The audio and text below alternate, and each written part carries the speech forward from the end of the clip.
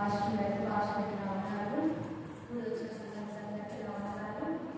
ప్రార్థన చేసుకొని మరో మాట చెప్తున్నాను. మహాగణ మహాగణ సర్వాధికారి సర్వశక్తిమంతుడ యేసయ్య బంగారు పాత్రలకు ముందు తండ్రి ఇదిగో దేవా రాత్రి నుండి తండ్రి యేసయ్య ఇప్పటి వరకు కూడా తండ్రి యేసయ్య మీరు ఏదైనా ప్రభుత్వం తండ్రి ఇదంతా కేవలం మేము చేసిన పాపం బట్టి యేసయ్య ఇదిగో తండ్రి దేవా మీరు సిలువలో ఉండి 7 మాటలు చూపించగల తండ్రి దేవా ఒక మాట అయినా తండ్రి దేవా కేవలం ఒక హృదయాన్ని తాకి తండ్రి యేసయ్య వారు మారు పొందేలాగా సహాయం దయచేయండి తండ్రి ఇదిగో దేవా మాట చెప్పే వాక్యం ఇచ్చినందుకు వందనాలు తండ్రి యేసయ్య ఇదిగో దేవా చెప్పుకోవాల్సిందిగా తండ్రి యేసయ్య నేను కాకుండా తండ్రి దేవా మీ మాటలు తెలియజేయమని తండ్రి యేసయ్య నా ద్వారా మీరే మాట్లాడాలి తండ్రి యేసయ్య యేసయ్య నాకు అడిగాడు ఆమేన్.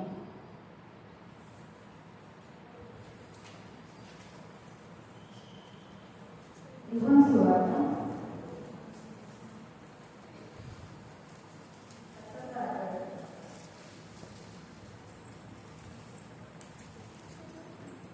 30వ వచనం. యేసు అచరపుచ్చుకొని సమాప్తమైనదని చెప్పి తల వంచి ఆత్మను అప్పగించుకున్నాడు. ఇప్పటి వరకు మాట్లాడిన 5 మాటల్లో దేవుడు సిలువలో ఏ విధంగా క్షమించాడు, ఒక ఆత్మని రక్షించుకున్నాడు, అలాగే తన తల్లిని తన సహోదరుని తన శిష్యుల్లో ఒకరికి అప్పగించాడు.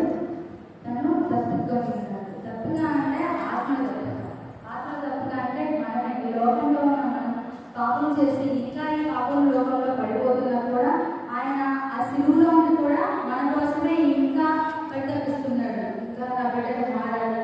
ఆ సిలువ అంత యాగం చేసుకుని ఎవరి కోసం? మన కోసమే కదా. ఆయన అక్కడ సమాప్తమైందని చెప్పి తల నుంచి ఆత్మను అప్పగించాడు. ఆయన పెద్ద కేకగా వేశాడు అనమాట. ఏదో చిన్నగా సమాప్తమైనది అంటారు. సమాప్తమైనది తన తండ్రి చెప్పిన మాటలన్నిటినీ ఆయన క్రమక్రమంగా ప్రతిదీ జరిగించాడు. అందుకే ఆయన చాలా విజయోత్సవ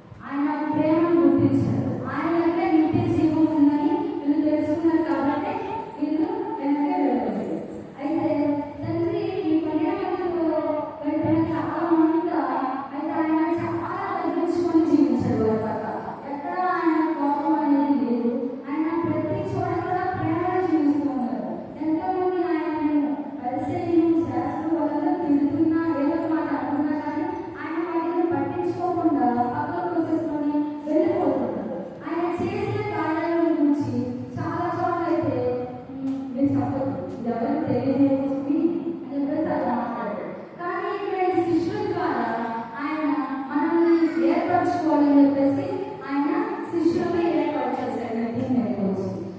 తగ్గింపు జీవులతో ఉండాలని చెప్పేసి ఆయన శిష్యుల పాదాలు కడిగాడు. శిష్యుల పాదాలు ఆయన ఎంత తగ్గించుకుంటే శిష్యుల పాదాలు కడిగాడు. ఒక రాజు వచ్చి మన పాదాలు కడుగుతున్నాడు అంటే మనం ఏ పడ్డారు, మనం ఎన్నుకున్నారు అంటే ఏ పడ్డారు